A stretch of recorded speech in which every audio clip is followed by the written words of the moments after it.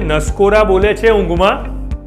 જો હા તો આ વિડીયો છેક સુધી જોજો, કેમ કે આ વિડીયો સાંભળવાથી આની ઇન્ફોર્મેશનથી તમારી લાઈફ બદલાઈ જશે, એ મારી શ્યોરિટી છે. જો તમને રાત્રે ઊંઘમાં નસકોરા બોલતા હોય તો પહેલાં તો એ એક વસ્તુ જાણી લેવાની જરૂર છે કે નસકોરા એ સારી ઊંઘની નિશાની નથી. હા, નસકોરા એ સારી ઊંઘની નિશાની નથી.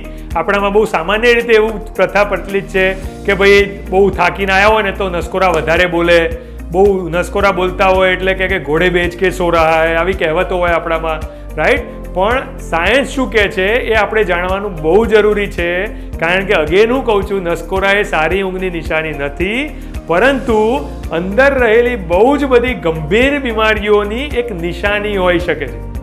યસ, નસકોરા એ અંદર રહેલી બહુ બધી ગંભીર બીમારીઓની એક નિશાની હોઈ શકે છે. એવી તો કઈ ગંભીર બીમારીઓ છે? તો એક સૌથી ગંભીર બીમારી છે જેને કહેવાય obstructive sleep apnea. Yes, obstructive sleep apnea એટલે કે OSA, જેમાં વ્યક્તિ જ્યારે સૂઈ જાય ત્યારે અંદર જે આપણે ઓક્સિજન જવો જોઈએ નાકથી મોઢાથી, જે અંદર શ્વાસ લેતી હોય વ્યક્તિ ઊંઘમાં, એ ઊંઘમાં જે શ્વાસ અંદર જતો હોય એ કોઈ બી રીતે એ શ્વાસનો જે માર્ગ છે એ બ્લોક થતો હોય, મિકેનિકલી બ્લોક થતો હોય. ઘણા બધા રીઝન્સ છે ને, હું તમને કહીશ, બરાબર? પણ એ શ્વાસ બ્લોક થતો હોય અને જ્યારે એ શ્વાસ છે એ ઘસાઈને જતો હોય અથવા તો એ ઓક્સિજન અંદર જાય છે, એ દરમિયાન એ જે ઘસાવાનો અવાજ છે એના કારણે નસકોરા બોલે છે, નહીં કે કોઈ સારી ઊંઘની નિશાની છે. એટલે જ્યારે ઓક્સિજન જે જવો જોઈએ અંદર ફેફસામાં એ ઓછો જાય છે, એ ઓછો જાય છે એટલે આપણું SpO2 લેવલ જે છે, જે બ્લડમાં ઓક્સિજનનું સેચ્યુરેશન છે, એ ડ્રોપ થાય છે મોમેન્ટરીલી, ફરી પાછું આવી જાય છે, ફરી પાછું ડ્રોપ થાય છે. એટલે કે જ્યારે આવું થાય, માણસને શ્વાસની અચાનક જ શોર્ટેજ થાય, ઓક્સિજનની શોર્ટેજ થાય, એટલે અચાનક એને ગાસ્પિંગ થાય. ગાસ્પિંગ એટલે અચાનક આમ ઝબકારો મારીને વ્યક્તિ જાગી જાય. જો તમે તમારા ઘરમાં કોઈને નસકોરા બોલતા જોયા હોય, કઈ ઊંઘમાં છે અને નસકોરા બોલતા હોય, તો ખાલી 1 મિનિટ માટે ઓબ્ઝર્વ કરજો અને જોજો કે થોડી વારે આમ ઝાટકા મારે છે, થોડી વારે આમ ઝબકારા મારે છે. તમને એવું લાગશે કે હમણાં જાગી જશે, પણ નથી જાગતા. તો એ જે ઝબકારો થાય છે, એ અચાનક ઝાટકા મારે છે, એને ગાસ્પિંગ કહેવાય. સાયન્ટિફિક લેંગ્વેજમાં એને માઇક્રો અરાઉઝલ્સ કહેવાય. માઇક્રો અરાઉઝલ્સ એટલે એ વ્યક્તિ એકચ્યુઅલી ઊંઘમાંથી જાગી જાય છે, પણ એટલી ઝડપથી એનો પાછો ઓક્સિજનનો સપ્લાય રિસ્ટોર થઈ જાય, એ જાગે એટલે ફરી પાછા એને ઊંઘ આવી જાય છે. પણ આવું એને આખી રાતમાં મલ્ટિપલ ટાઈમ થાય. ઘણા લોકોને hundreds of time, thousands of time એક રાતમાં એ લોકો માઇક્રો અરાઉઝલ થતા હોય. હવે આ કેમ આટલું જાણવું જરૂરી છે?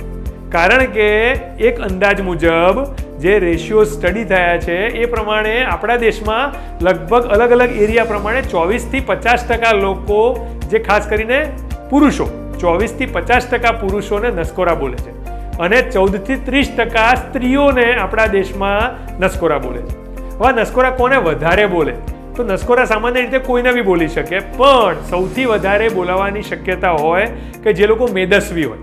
હા, ઓબેસિટીવાળા લોકો હોય, જેમની ગરદન ટૂંકી હોય અથવા તો જાડી હોય, જેમનો ફેટ માસ વધારે હોય, એટલે કે બહુ બધા થોડા ખાધે પીધે સુખી ઘરના હોય આપણી ભાષામાં, તો એવા લોકોને નસકોરા બોલવાની શક્યતાઓ વધારે છે. ઘણાને સોફ્ટ ટિશ્યુ માસ બરાબર હોય, એટલે કે બહુ એટલા જાડા ના હોય, પણ જે હાડકાનું જે અંદરનું આપણું ખોપડીનું ને જે બધું સ્ટ્રક્ચર છે હાડકાનું, એ થોડું સાંકડું હોય, તો બી એને નસકોરા બોલી શકે અથવા તો કોઈ કોમ્બિનેશનમાં બોલી શકે. પણ ઓબ્સ્ટ્રક્ટિવ સ્લીપ એપનિયા એ નસકોરાનું સૌથી કોમન રીઝન છે. હવે આ કેમ જાણવું જોઈએ આપણે? કારણ કે ઓબ્સ્ટ્રક્ટિવ સ્લીપ એપનિયાના કારણે બહુ બધા ગંભીર રોગો આવી શકે. તમને કંઈ બીમારી નથી, પણ છતાં બી ડાયાબિટીસ આવી શકે, સ્ટ્રોક આવી શકે એટલે કે લકવા થઈ શકે, હાર્ટ એટેક આવી શકે, સડન કાર્ડિયાક એરેસ્ટ એટલે કે સડન ડેથ થતા હોય છે.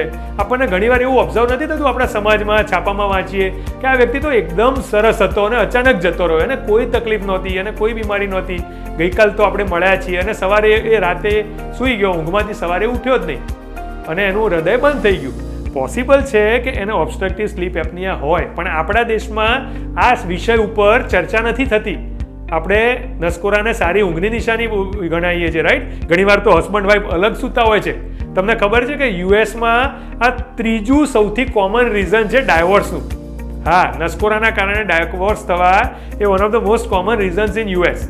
પણ આપણા દેશમાં કેવું છે કે બધા આપણે ચલાવી લેતા હોઈએ છીએ, રાઈટ? હેલ્થ પાછળ આનો બહુ મોટો રોલ છે. તમે થોડા ટાઈમ પહેલાં જોયું હોય તો આપણે એક પ્રસિદ્ધ ગાયક હતા બપ્પી લહેરી, એમનું મૃત્યુ થયું અને છાપામાં તમે વાંચ્યું હોય તો એમનામાં રીઝન બી હતું કે એમનું મૃત્યુ થયું ઓબ્સ્ટ્રક્ટિવ સ્લીપ એપ્નિયાના કારણે. હા, એટલે ઘણીવાર આપણે એને ઇગ્નોર કરીએ, નસકોરાને ઇગ્નોર કરીએ તો આગળ જતાં ગંભીર પરિણામ આવી શકે છે. હવે કરવું શું, રાઈટ? તો American academy of sleep medicine જે આની પાછળ ડીપલી રિસર્ચ કરી રહી છે, એમના પ્રમાણે આના ઇન્વેસ્ટિગેશન થવું જોઈએ. એટલે કે તમારે એના સ્પેશિયાલિસ્ટને બતાવવું જોઈએ, જે સ્લીપ મેડિસિનના સ્પેશિયાલિસ્ટ હોય, રાઈટ? એ લોકો જુએ એના કયા લેવલનું છે, ઓબ્સ્ટ્રક્ટિવ સ્લીપ એપ્નિયા છે કે ખાલી સ્નોરિંગ છે, માઇલ્ડ છે, મોડરેટ છે, સિવિયર છે, એનું ડાયગ્નોસિસ થાય, એ પ્રમાણે એનું ટ્રીટમેન્ટ સજેસ્ટ થાય. સામાન્ય રીતે નોન સર્જિકલ ટ્રીટમેન્ટમાં એક સીપેપ મશીન આવે, એક માસ્ક આવે જે પહેરીને રાતે સૂઈ જવાનો હોય, જે કન્વેન્શનલી ચાલતો હોય છે કે ભાઈ રાત્રે પહેરીને સૂઈ જાઓ કે જેનાથી ફોર્સ્ડ ઓક્સિજન અંદર જાય ફેફસામાં અને તમારું એ જે છે ઓક્સિજનનો સપ્લાય ચાલુ રહે. પણ એ છે ને ઘણા બધા લોકોને ફાવતું નથી હોતું ને લોકો લઈને ખર્ચો કરીને બી પછી પડ્યું રહે છે, લોકો નથી વાપરતા. હવે એનાથી એડવાન્સ વસ્તુ શું છે? તો જે નવા રિસર્ચ પ્રમાણે American academy of sleep medicine કહે છે એ પ્રમાણે ઓરલ ડિવાઇસીસ આવે, એટલે કે મોઢામાં એક ડિવાઇસ આવે રિમૂવેબલ, રાત્રે પહેરવાનું, એ સ્પેશિયલી બનાવવું પડે. તમારા જડબાનું માપ લઈને, તમારા આખું સ્ટ્રક્ચરનો સ્ટડી કર્યા પછી ઉપર નીચેના માપ લઈને અમે બનાવીએ છીએ અને એવા અલગ અલગ પ્રકારના ડિવાઇસ હોય કે જે રાત્રે પહેરીને તમે સૂઈ જાઓ એટલે તમારું જડબું થોડું આગળ રહે, તમારો પાછળ એરવે ઓપન થાય અને એના કારણે તમારું જે નસકોરા બોલતા હોય એ ઓછા થઈ જાય, ઘણાના બંધ બી થઈ જાય. બરાબર? આપણો અલ્ટિમેટ પર્પઝ છે કે ઓક્સિજન અંદર મોકલવું. હા, આ બધી નોન સર્જિકલ ટેકનિક છે કે જેમાં કોઈ સર્જરીની જરૂર નથી, કોઈ ગોળીઓ ખાવાની જરૂર નથી. પણ સમજવું બહુ અગત્યનું છે કે જો નસકોરા બોલતા હોય તો પ્લીઝ એને ઇગ્નોર ના કરતા, એનું પ્રોપર નિદાન કરાવડાવો અને બહુ બધી ગંભીર બીમારીઓના આગળ જે આવવાની છે એનાથી બચો. એને આપણે પ્રિવેન્ટ કરી શકીએ છીએ. 32 પલ્સની યુટ્યુબ ચેનલમાં આવી ઘણી બધી ઇન્ફોર્મેટિવ વિડીયોઝ અમે ટાઈમ ટુ ટાઈમ મૂકતા હોઈએ છીએ.